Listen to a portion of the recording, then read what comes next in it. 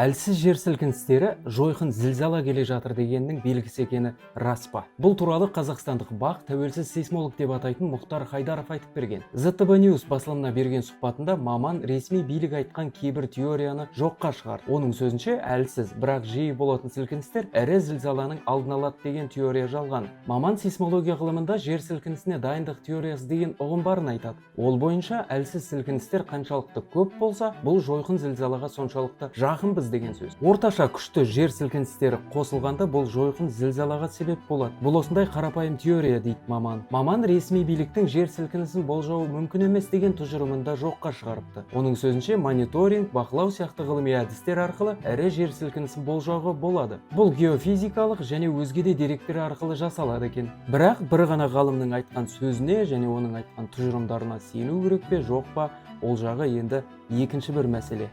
Сол үшін маңызды ақпарат